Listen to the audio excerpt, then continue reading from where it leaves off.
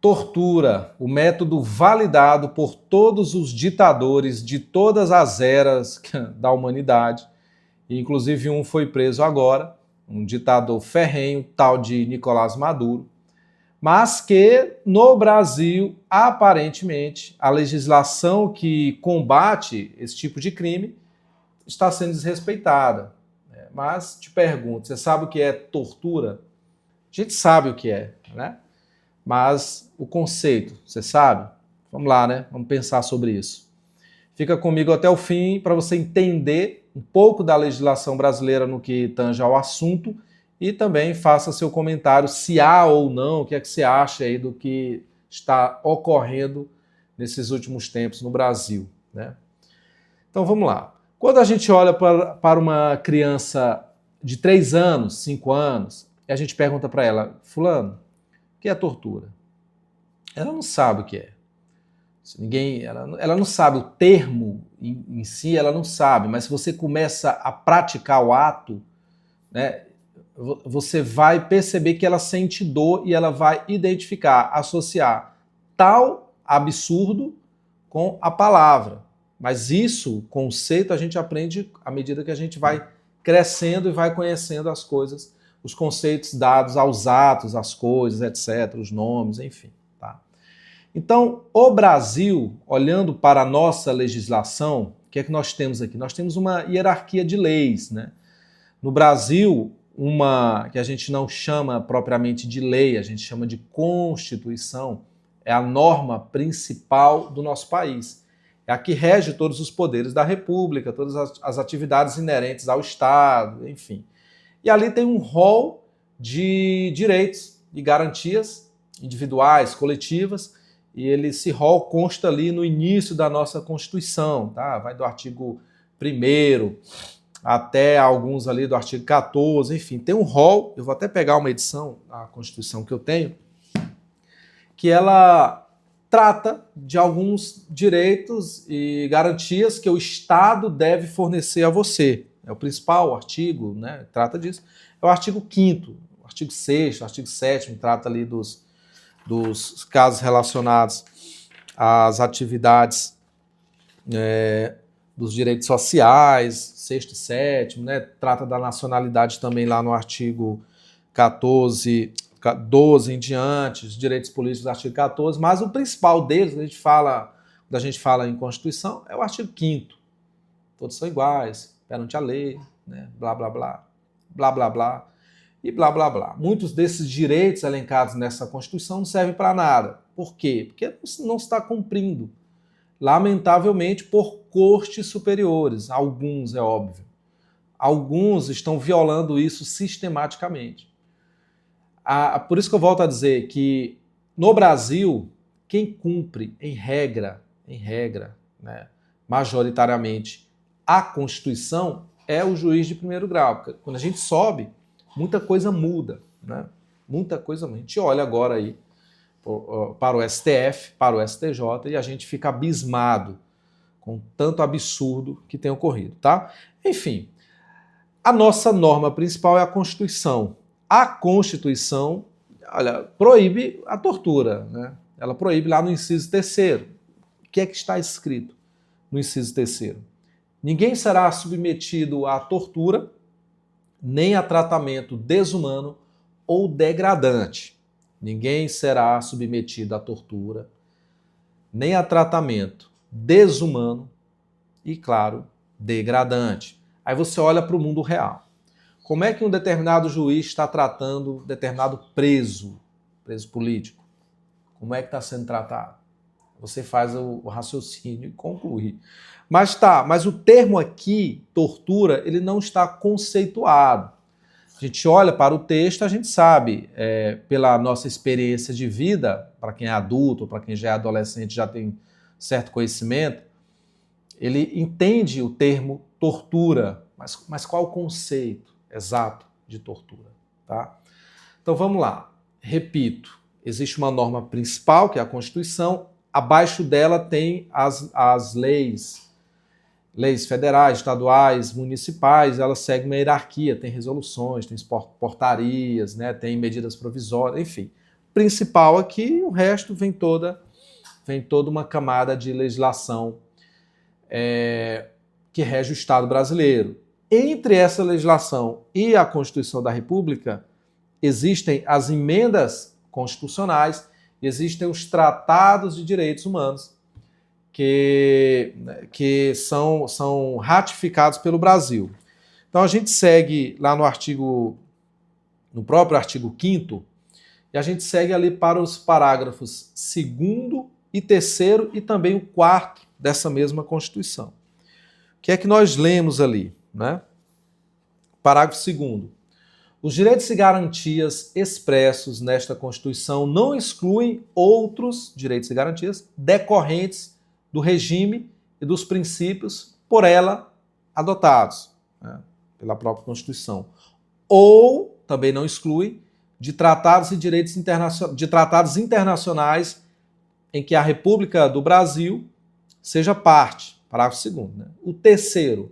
Os tratados e convenções internacionais sobre direitos humanos que foram aprovados, né, em Congresso Nacional, né, pelo Brasil, em 2 turnos por 3/5 dos votos dos respectivos membros, serão equivalentes às emendas constitucionais. Então nós temos a Constituição, emendas constitucionais e toda a legislação. As emendas constitucionais, os tratados de direitos humanos ratificados pelo Brasil, aderidos pelo Brasil, pelo Congresso Nacional, em 2 turnos, por 3/5 dos votos, né, eles serão equivalentes a emendas constitucionais. Então, se a gente tem alguma convenção que passa por isso, ela é tida como emenda constitucional superior à lei infraconstitucional, ou seja, às demais leis, né? E o parágrafo 4º da mesma Constituição, do artigo 5º, fala o seguinte: o Brasil se submete à jurisdição do Tribunal Penal Internacional, a cuja criação tenha manifestado adesão. Isso aqui não vai se aplicar muito ao nosso caso, eu trouxe para ilustração, né? E o que nos importa para o assunto tortura neste momento é aquilo que é direito humano, direitos humanos, né, ratificados pelo Estado brasileiro. Tá? No Brasil, eu identifiquei sobre este assunto 3 decretos que ratificaram convenções que tratam de direitos fundamentais, né, direitos e garantias fundamentais. E no caso aqui, nós estamos falando de tortura. Tá? Então, temos 3 decretos que ratificaram. O primeiro decreto, o decreto 9.386 de 89, ele aderiu à Convenção Interamericana para punir e prevenir a tortura. Tá? E a gente vai ler. Aí o outro decreto é o 40 de 91 da ONU, ele adere à Convenção contra a Tortura e outros tratamentos ou penas cruéis, desumanos ou degradantes. E por fim, o decreto 678 de 1992, o Brasil aderiu à Convenção Americana sobre Direitos Humanos, que é o tão conhecido Pacto de San José da Costa Rica, de 1969. 1969. Então vamos lá, eu destrinchei alguns pontos dessas convenções que tratam de dignidade da pessoa humana, de tortura, etc. Tratamento degradante, vamos lá. O decreto da Convenção Interamericana para Prevenir e Punir a Tortura, né, de 89, ele, no seu artigo 2º, ele fala assim, ele dá o conceito, né, do que seja tortura. E ele fala assim, olha, por tortura entende-se todo ato pela qual são infligidos intencionalmente a uma pessoa, infligidos a ela o quê? Penas ou sofrimentos físicos ou sofrimentos mentais. Com finalidade de quê? Investigação criminal, meio de intimidação, castigo pessoal,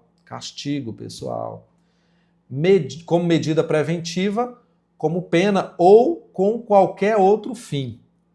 Entender-se-á também como tortura, olha só, também é tortura, a aplicação sobre uma pessoa de métodos tendentes a anular a personalidade dessa pessoa, que é a vítima, né? Ou diminuir a sua capacidade física ou mental, embora não cause dor física ou angústia psíquica. Essa convenção, ela conceitua a tortura nesse ponto. Os demais conceitos de tortura nas outras normas são parecidos, tá? Não muda muito disso, não. No segundo decreto, 40 de 91, trata da Convenção contra a Tortura e outros tratamentos ou penas cruéis, degradantes ou desumanos da ONU. Tá? Eu destaquei 2 artigos. O artigo 4º, são 2 pontos do artigo 4º, tem outros pontos lá, destaquei 2. E o artigo 6º, que são também 2 pontos, o primeiro e o segundo. O primeiro ponto do artigo 4º diz que cada Estado, ou seja, o Brasil, assegurará que todos os atos de tortura sejam considerados crimes, segundo a legislação penal. Nós já temos uma legislação específica, já eu falo sobre ela, uma lei que trata de tortura, tá? O mesmo aplicar-se-á à tentativa de tortura e a todo ato de qualquer pessoa que constitua cumplicidade ou participação na tortura. A lei nossa também de tortura trata da cumplicidade, da omissão, tá? Também da omissão. Né? Aí o segundo ponto é, cada Estado punirá estes crimes com penas adequadas, que levem em conta a sua gravidade. Claro, existem outros artigos aqui, eu não quero me prolongar, senão o vídeo vai demorar muito. E o artigo 6º dessa mesma convenção diz o seguinte: todo Estado, parte em cujo território se encontre uma pessoa suspeita de ter cometido qualquer dos crimes mencionados no artigo 4º, né, anterior que eu li, se considerar, após o exame das informações de que dispõe, que as circunstâncias o justificam, procederá à detenção de tal pessoa ou tomará outras medidas legais para assegurar sua presença. A detenção e outras medidas legais serão tomadas de acordo com a lei desse Estado. Tal. O Estado, segundo item, o Estado procederá imediatamente a uma investigação preliminar dos fatos. Então, hoje nós tivemos ciência de que o doutor Paulo Faria e outro, seu colega, protocolaram uma representação contra o ministro Alexandre de Moraes junto à PGR, né, sob argumento de prática de tortura em função, pelo que vi, da demora de levar o ex-presidente Bolsonaro para o médico, tendo em vista a gravidade ou o acidente que ele sofreu ali na sua cela. Né? Constatou-se que foi um traumatismo craniano leve, aparentemente leve, um corte no pé, etc. Então ele protocolou isso. Então, o PGR ele não pode simplesmente arquivar. Ele tem que abrir o procedimento para averiguar se houve ou não crime, né, de tortura, etc. Deve averiguar. Sob pena de também ser omisso em eventual crime, caso haja constatação de crime, e prevaricação, né, que é dever de agir dele, tá? Quando instigado. Ou de ofício, quando souber, obviamente, do crime, tá? E, por fim, o terceiro decreto é o 678 de 92, que trata da Convenção Americana sobre os Direitos Humanos, é o Pacto de São José da Costa Rica, o mais conhecido aí popularmente. Né? Ele é de 69. Mas no Brasil foi ratificado, foi aderido em 1992 por meio deste decreto. Tá bom? Então, eu destaquei alguns artigos, e esse é o que tem mais informações acerca do nosso assunto aqui. O primeiro artigo trata da obrigação de respeitar os direitos. A obrigação do Estado brasileiro de respeitar os direitos. O item 1 fala assim: os Estados parte nesta convenção comprometem-se a respeitar os direitos e liberdades nela, na convenção, reconhecidos, e a garantir seu livre exercício, e pleno exercício a toda pessoa que esteja sujeita à sua jurisdição, sem discriminação alguma de raça, cor, sexo, religião, né? Opiniões políticas. Quantos exilados nós temos? Jornalistas nós temos exilados? Aqui eu lembro do Paulo Figueiredo, eu lembro da perseguição contra o Constantino, o Rodrigo Constantino nem pode pisar no Brasil, exilado. Alan dos Santos é o maior exemplo, jornalista exilado no Brasil, teve sua empresa exterminada pelo STF, pelo ministro Alexandre de Moraes. Por quê? Por opiniões políticas, tá? Ou ainda de qualquer outra natureza, origem nacional ou social, posição econômica, nascimento, enfim, não pode haver discriminação. Os direitos e liberdades devem ser reconhecidos pelo Estado brasileiro. Não é o que está acontecendo. Exemplos não faltam, tá? Então, quantas pessoas sofreram busca e apreensão em função do inquérito do fim do mundo? Inclusive, eu tenho um livro aqui, já fiz um vídeo sobre ele, do inquérito do fim do mundo. Quantas pessoas sofreram busca e apreensão simplesmente por emitir suas opiniões? O inquérito até hoje está aberto. Cabe tudo lá dentro desse inquérito. Então, ou seja, o inquérito é de 2019, por opinião política, né? Muitas pessoas foram perseguidas. O próximo artigo desta convenção é o artigo 5º, que trata do direito à integridade pessoal. Item 1. Toda pessoa tem direito de que se respeite sua integridade física, psíquica e moral. Item 2. Ninguém deve ser submetido a torturas, nem a penas ou tratos cruéis, desumanos ou degradantes. Toda pessoa privada da liberdade, preso, deve ser tratado com o devido respeito à dignidade inerente ao ser humano. Os menores, item 5. Os menores, quando puderem ser processados, devem ser separados dos adultos, conduzidos em tribunal especializado. Nós temos isso, a legislação, o ECA, inclusive, trata disso, né? E, por fim, o item 6, as penas privativas de liberdade devem ter por finalidade essencial a reforma e readaptação social dos condenados. Não se aplica muito ao nosso caso tortura, mas para contextualizar. E o artigo 7º desta convenção, São José da Costa Rica, trata do direito à liberdade pessoal. Item 3. Ninguém pode ser submetido à detenção ou encarceramento arbitrários. Aqui olhamos para o caso do Felipe Martins. Foi preso, tirado da sua cidade para outra cidade agora, anteontem. Por quê? Porque acessou a rede social.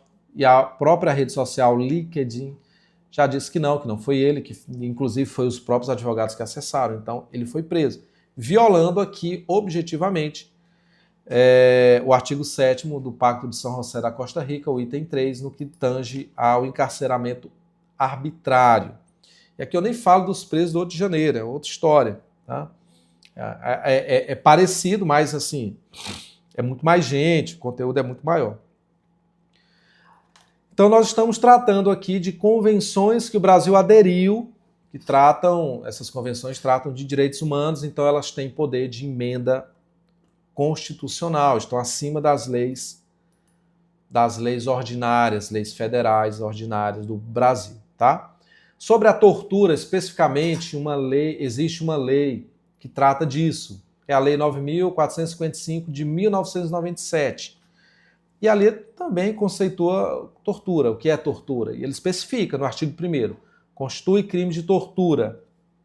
Inciso 1º, constranger alguém com emprego de violência ou grave ameaça, causando-lhe sofrimento físico ou mental. A linha A, com o fim de obter informação, declaração ou confissão da vítima ou de terceira pessoa, provocar omissão, em razão de discriminação racial ou religiosa. E, inciso 2º, submeter alguém sob sua guarda, poder ou autoridade, com emprego de violência ou grave ameaça, a intenso sofrimento físico ou mental, como forma de aplicar castigo pessoal ou medida de caráter preventivo.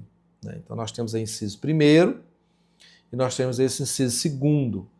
Submeter alguém sob sua guarda, submeter alguém que está sob a guarda, sob sua guarda, sob seu poder ou sob sua autoridade, um preso, por exemplo, um preso está sob a autoridade, poder e guarda do Estado, né? Submeter essa pessoa com emprego de violência ou grave ameaça há intenso sofrimento mental ou físico, como forma de lhe aplicar castigo pessoal ou medida de caráter preventivo. Qual é a pena para isso, esses crimes? Pena de reclusão de 2 a 8 anos. Aqui entra a parte interessante dos parágrafos. Vamos lá, o parágrafo 1º trata do quê? Fala o seguinte: na mesma pena incorre quem submete a pessoa presa, aqui é específico, né? Pessoa presa ou sujeita à medida de segurança, quem submete esse preso a sofrimento físico ou mental por intermédio da prática de ato não previsto em lei ou não resultante de medida legal. Porque existem aqueles casos em que a pessoa fala, ele está sendo torturado, tal, mas não, é apenas uma medida legal imposta e aquilo ali não está sendo arbitrário, não está sendo abusivo. Uma prisão simples, a pessoa foi presa ou foi detida e ali não pode se afirmar propriamente que seja uma tortura, porque é inerente àquele sofrimento da pessoa, que é subjetivo, óbvio, a prisão, porque ela deu causa à sua prisão. Então, um bêbado que dirige um carro e atropela alguém, ele vai ser preso. Não pode dizer que ele está sendo torturado. Pelo contrário, a pena está sendo cumprida, que é a prisão dele ali, preventiva, etc. O parágrafo 2º desta mesma lei, 9.455, fala o seguinte: aquele que se omite em face dessas condutas, quais condutas? Do parágrafo anterior, né, ou dos incisos anteriores, aquele que se omite em face dessas condutas, quando tinha o dever de evitá-las ou apurá-las, incorre na pena de detenção de 1 a 4 anos. Então, o PGR, que acaba de receber ali uma representação do Dr. Paulo Faria, ele deve agir, ele não pode ser omisso, sob pena de se enquadrar neste ponto. Porque aquele que se omite em face das condutas que o Dr. Paulo alegou, que condutas são essas? As descritas acima, dos incisos 1º e 2º, aquele que se omite, quando tinha o dever de evitá-las ou apurá-las, no caso apurá-las, incorre na pena de detenção de 1 a 4 anos.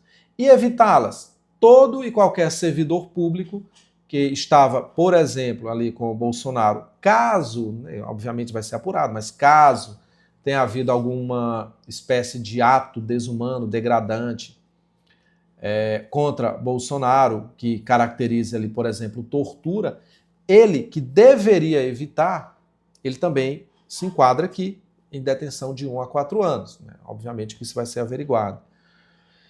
E por fim, o parágrafo 3º fala: se resulta lesão corporal de natureza grave ou gravíssima, a pena de reclusão de 4 a 10 anos. Se resultar de morte, a reclusão é de 8 a 16 anos. Ou seja, o torturado, que é o idoso, se for, no caso, torturado, se for idoso, e se vier a morrer, e que está doente, por exemplo, e se vier a morrer, aquele que deu causa vai ser condenado a uma reclusão de 8 a 16 anos, né? Tá, beleza, isso aqui, se a pessoa que deu causa, que foi omisso ou que deveria reparar, né? E se aquele que deu causa ou que foi omisso viu um ato de tortura e ele é servidor público e ele não fez nada, o parágrafo 4º deste mesmo artigo, ele fala o seguinte: aumenta-se a pena de 1/6 até 1/3. Inciso 1º, se o crime é cometido por agente público. Então, o agente público que deveria, por exemplo, evitar, ele tem responsabilidade. O agente público que cometeu o ilícito da tortura, ele, obviamente, será responsabilizado. E a pena dele é maior porque aumenta-se a pena de 1/6 até 1/3. Né? Parágrafo 4º, inciso 1º. Tá? O inciso 2º desse mesmo parágrafo fala: se o crime é cometido contra criança, gestante, portador de deficiência física, ou mental também, né? Deficiência, fala deficiência, aí você entenda, né, dá uma interpretação aberta aí. Ou adolescente, ou contra idoso. E quem é idoso? Aquele que tem 60 ou mais anos. Tem 60 anos? Idoso. Né? Então, o crime que é cometido contra o idoso aumenta-se também a pena de 1/6 a 1/3. Então, essas pessoas têm uma proteção especial do Estado. Criança, gestante, pessoa com deficiência, adolescente ou idoso. Né? Parágrafo 5º. A condenação acarretará a perda do cargo, função ou emprego público. Né? E a interdição para o seu exercício, né, dessa função pública é pelo dobro do prazo da pena que ele sobrou, que lhe foi aplicada. Tá? E, por fim, o parágrafo 6º fala que o crime de tortura é inafiançável e insuscetível de graça ou anistia. E aqui nós temos uma lei específica também sobre isso, que trata lá dos crimes hediondos.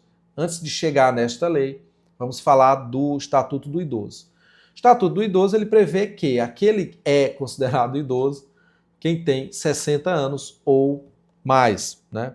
E ali alguns artigos são bem contundentes no assunto aqui que a gente está demandando.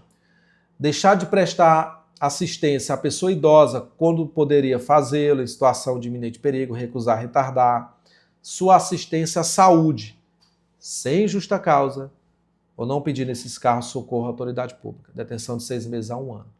Então, o artigo 97, ele poderia, em tese, ser aplicado ao caso do Bolsonaro, caso, obviamente, averiguar-se-á, né, essa situação toda, poderia ser aplicado esse artigo, quando deixar de aplicar assistência à pessoa idosa, quando possível fazê-lo, né, sem risco pessoal, em situação de iminente perigo, ou recusar, retardar ou dificultar sua assistência à saúde, sem justa causa.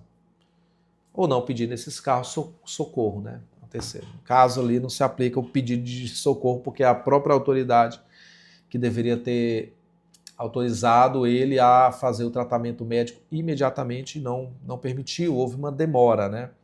O argumento do Dr. Paulo nesse sentido. O artigo 99 também poderia se aplicar a esse caso, e o artigo 100 também. O 99 fala que é expor o idoso a perigo, né? A perigo contra a sua integridade física, psíquica, contra a sua própria saúde, né? Expor a perigo a integridade, a saúde física ou mental da pessoa idosa, submetendo-a a condições desumanas ou degradantes, ou privando-lhe de alimento, né? ou cuidados indispensáveis. Né? Pena, reclusão de 2 a 5 anos. Por fim, o artigo 100 constitui crime punível com reclusão de 6 meses a 1 ano e multa. Inciso terceiro. Recusar, retardar ou dificultar atendimento ou deixar de prestar assistência à saúde sem justa causa à pessoa idosa. Isso aqui é mais específico, relacionado à saúde. Né? Outro argumento ali que parece, não li a petição toda, mas parece que o Dr. Paulo apresentou lá contra o ministro Moraes a PGR. Né? E interessante que o ECA, o Estatuto da Criança e Adolescente, ele é de 90, né? E ali tinha um artigo 233 que citava a tortura contra criança, adolescente. E esse artigo ele foi suprimido porque, posteriormente, em 97, veio a lei de tortura, essa lei, né? Que a gente tratou ainda há pouco. Mas o que eu trago este artigo, apesar dele ter sido excluído do ordenamento em função da lei específica que o revogou, à época houve uma discussão no STF sobre isso, no HC 70389 de 1990. O STF tratou desse artigo 233, no que tange ao termo tortura. Ora, o argumento era de que não havia uma conceituação adequada para o que fosse tortura, em que pese, como eu já li, já haver convenção que tratava sobre tortura, convenções, né, de décadas atrás. Mas, enfim, houve essa discussão lá. O STF julgou, dizendo que o artigo era pertinente, deveria permanecer, só veio revogado depois, já falei, por causa da lei específica e tal. Mas eu quero trazer um trecho deste HC julgado pelo próprio STF, que eu acho que é salutar a gente ouvir, né, entender. No acórdão desse HC 70389 de 90, STF julgou assim, ministro Celso de Mello, inclusive relator, né? Abre aspas. A simples referência normativa à tortura, ou seja, o artigo 233 do ECA falava de tortura. A simples referência normativa à tortura, o simples fato do termo tortura estar na lei, constante da descrição típica consubstanciada no artigo 233 do ECA, exterioriza um universo conceitual impregnado de noções com que o senso comum e o sentimento de decência das pessoas identificam as condutas aviltantes, que traduzem, na concepção de sua prática, o gesto ominoso. Ou seja, ominoso é odiento, horrível, horrendo, abominável, detestável, etc. De ofensa à dignidade da pessoa humana. Vou ler traduzindo. A simples menção do termo tortura na lei, a simples menção já traz a ideia coletiva, do consciente coletivo, né, das pessoas, dos brasileiros, a ideia de que aquele ato praticado é horrível, é abominável, é horrendo. Ou seja, por quê? Porque já é de senso comum de todo adulto ou adolescente esse sentimento que a tortura é algo horrível, que é algo horrendo. Portanto, a prática de tortura contra uma criança ou adolescente é algo abominável. Então, o simples fato da letra da lei tortura, do termo tortura, estar na lei, já é suficiente para afastar o ato em si, né? Esse ato horrível, abominável, execrável da tortura. Aí continua. A tortura constitui a negação arbitrária dos direitos humanos, pois reflete, enquanto prática ilegítima, imoral e abusiva, reflete o quê? Um inaceitável